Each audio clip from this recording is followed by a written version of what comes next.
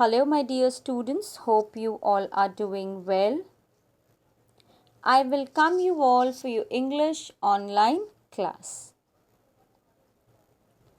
Children, kindly follow the below mentioned instructions. Use earphone or headphone for a better learning experience.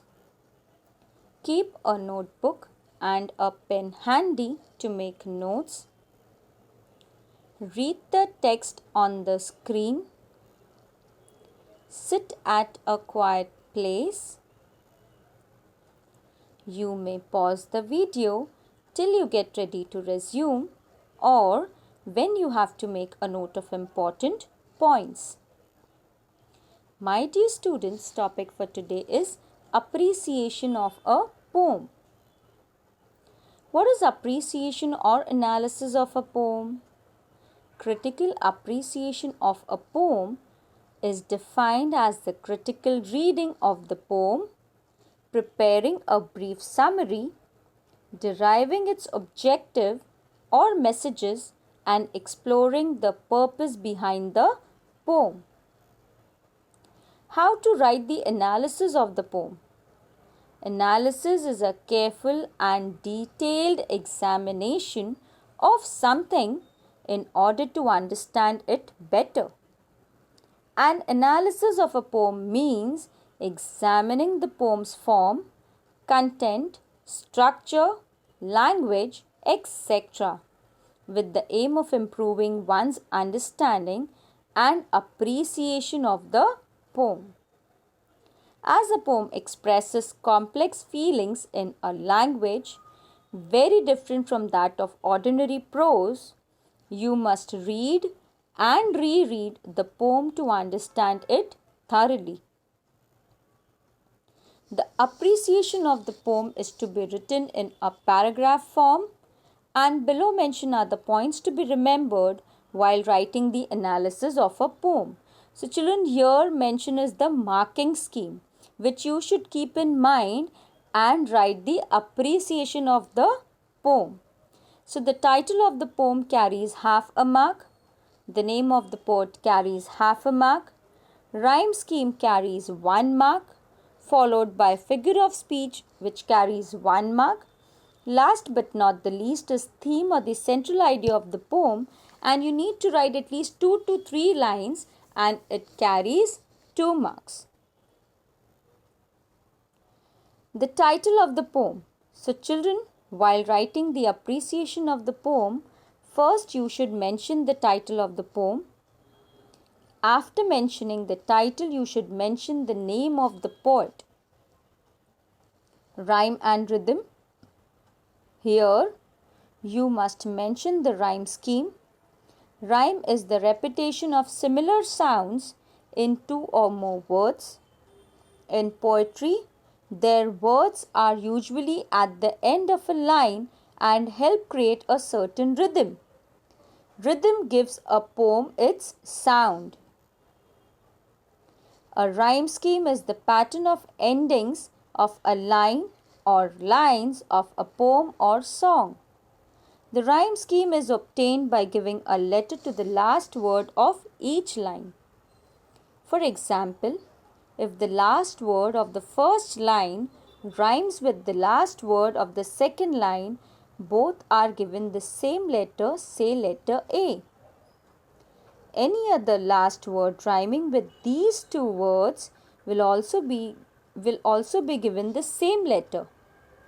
The next last word which does not rhyme with A will be given the letter B. Any other last word rhyming with this will also be given the letter B. And so it goes on till the last words of every line of the whole poem have been given particular letters. The letters are then written together stanza wise. That will be the rhyme scheme. For example, children, pay attention here.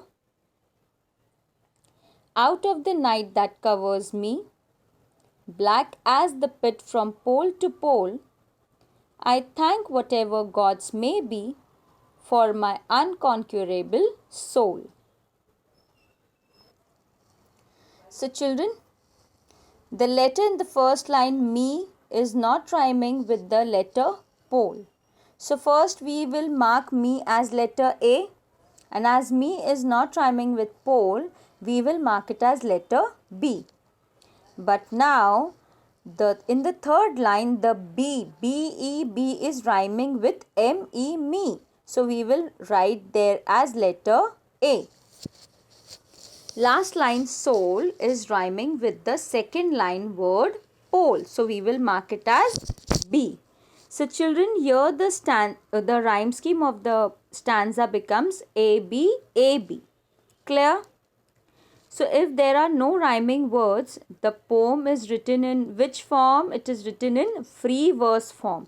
Okay, what is free verse?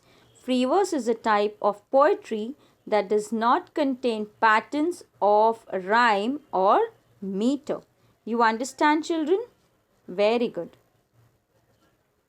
Now, figure of speech. Mention the important figures of speech that lend beauty to the poem. Theme and central idea. So, explain the theme or central idea of the poem in brief. Okay, children? Now, let us practice it with the help of one example. So, the name of the poem is Past, Present, Future. Kindly pay attention while I am reading it for you. Tell me, smiling child, what the past is like to thee. An autumn evening soft and mild, with a wind that sighs mournfully.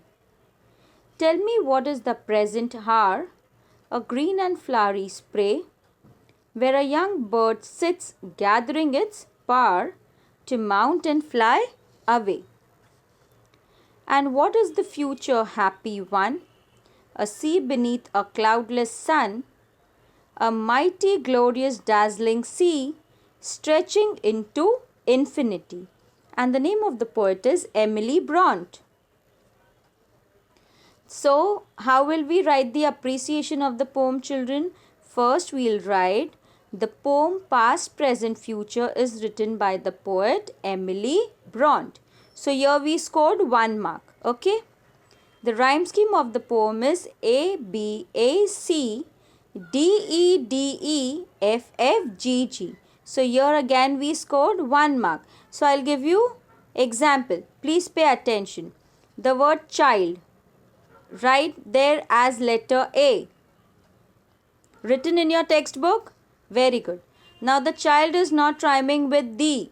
So, write letter B. Clear? Now, the mild is rhyming with child. So, write letter A. Mournfully is not rhyming with child, neither with thee or mild. So, it will become C. So, the rhyme scheme is what? A, B, A, C. C, A, B, A, C. Now, second stanza. Har. Har is not rhyming with anything. So, we will write it as letter D. Okay? Then spray. Spray is also not rhyming with child, the, mild, mournfully, har. So, we will mention it as E. But then now par is rhyming with R. So, write letter D. Then away is rhyming with spray. So, write letter E. So, rhyme scheme is D, E, D, E. See, I have mentioned here D, E, D, E. Now, third stanza. One is not rhyming with any one of these, right? So, we will mention it as F because the last letter here was E, correct?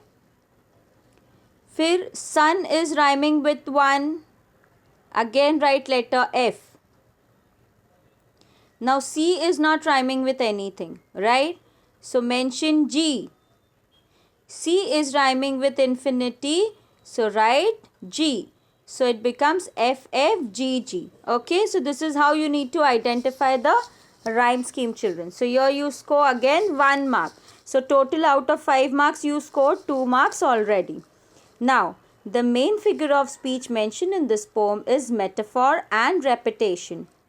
For example, you need to give example also. You just don't write the name of the figure of speech. You need to give example and I mean give reasoning for it. That why you think that this particular figure of speech is there in the poem. Okay. So for example, what is the past like to thee? An autumn evening soft and mild. So this statement is metaphor because why? This statement is metaphor because here the past is compared to an autumn evening. Okay. So here you score 1 mark again. So out of 5 you scored 3 marks already. Now the main theme of the poem is describing the past, present and imagining the future. The poet wants to convey us that the past is the pleasant time which has ended.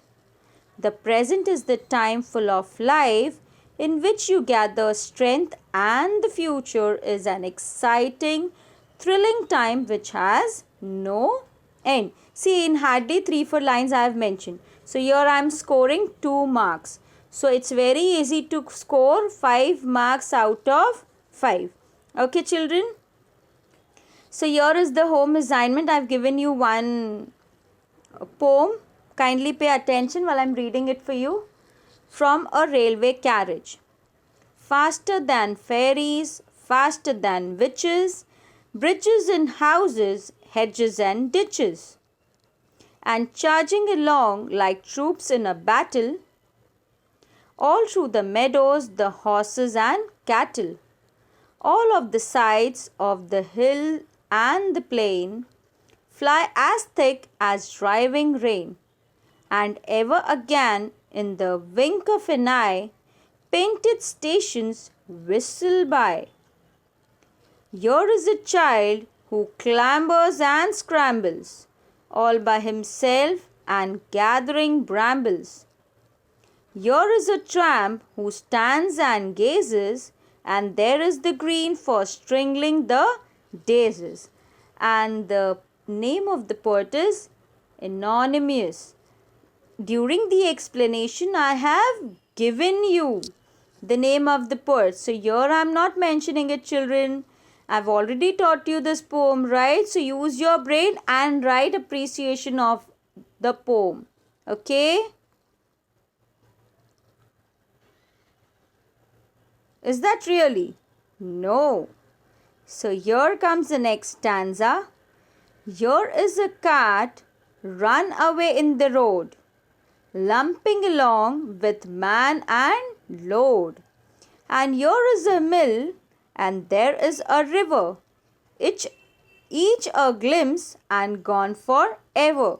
And children, the name of the poet is R.L. Stevenson. Why did I say that the name of the poet is anonymous? I wanted to understand that do my children remember this poem? Or when the teacher says कि children हमने तुमको ये पढ़ाया, so children are also shaking their head, yes teacher, yes teacher. So I said this statement purposely that the name of the poet is anonymous, so that the students who are attentive, they will say no teacher, anonymous नहीं है, ये आपने पढ़ाया था. So hence I have kept the last stanza on the next page, and here I am mentioning the name of the poet. So children who were attentive, very good, but then the children who were not paying attention, please, you have to pay attention. Okay?